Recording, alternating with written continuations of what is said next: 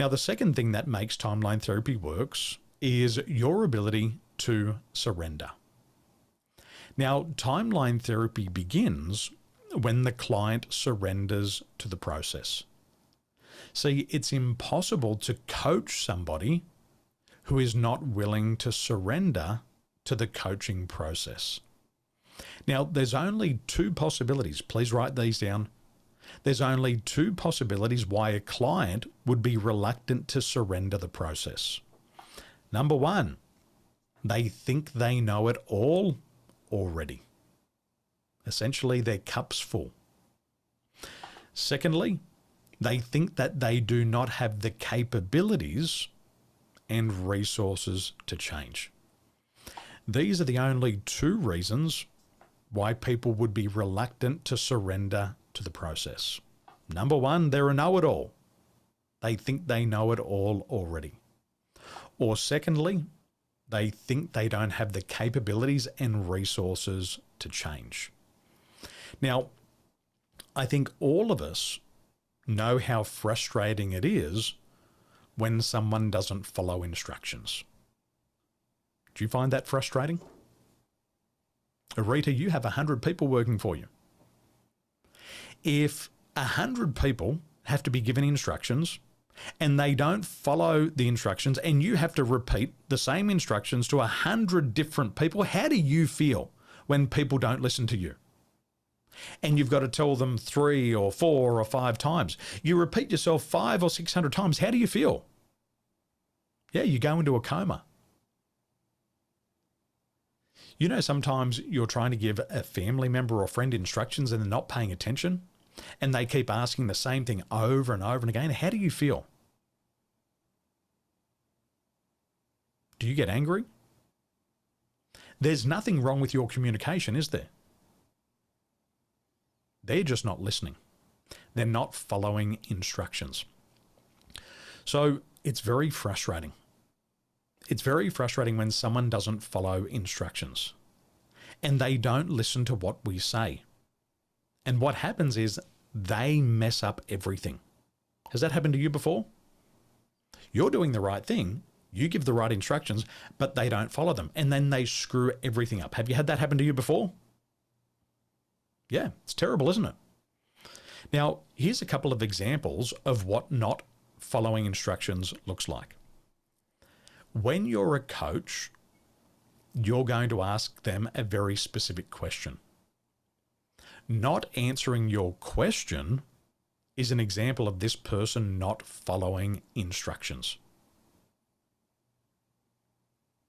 Number 2, if you ask them a question and they answer the question before you have completed your sentence, don't you hate that one? You start to ask a question, they already start to talk over you. That's an example of not following instructions.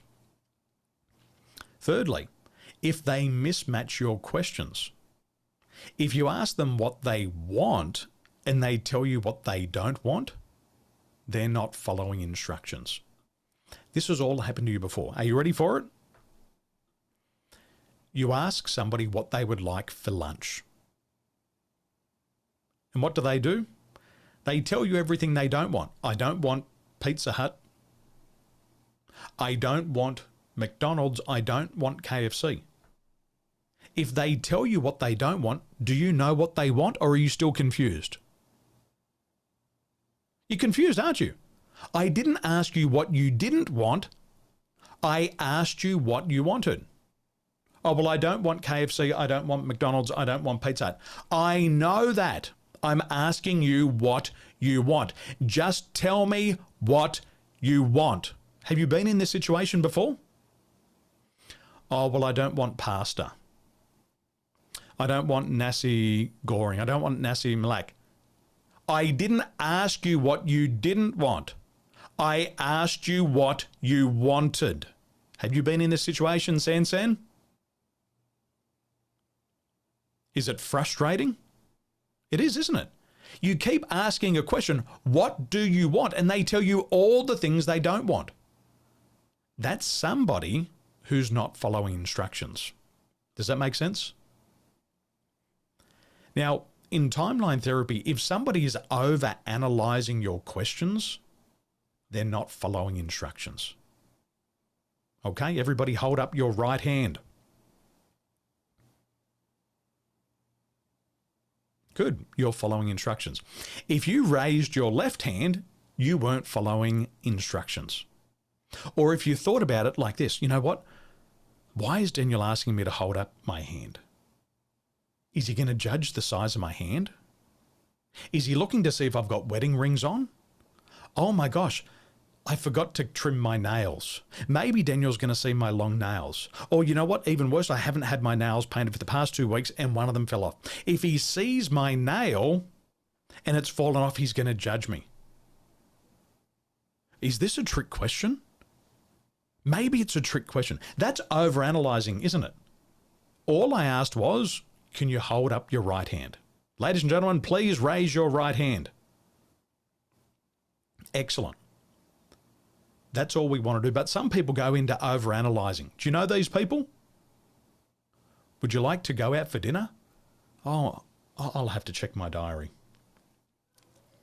I'll have to check with my husband. I'll have to check with my wife. I only asked you if you wanted to go out for dinner. Have you had this experience before? Excellent. If somebody's attempting to control the coaching session, that's an example of not following instructions. Also, if the client is going really slow, remember we said the worldwide average, 80% of people can let go of a negative emotion in under 8 minutes. The other 18% of people will take them about 12 minutes. So we could say 98% of the population can do the timeline therapy process in under 12 minutes. If they're going longer than 12 minutes, then they're trying to change slowly. Let me ask you, if your hand was over the top of this flame and it was burning, would you take away your hand really slowly or would you take it away fast? You'd take it away fast because you know it's hurting you. Negative emotions hurt you and you want to do this process quickly. Now, please write this down. Please write this down. Only stupid people can't follow instructions.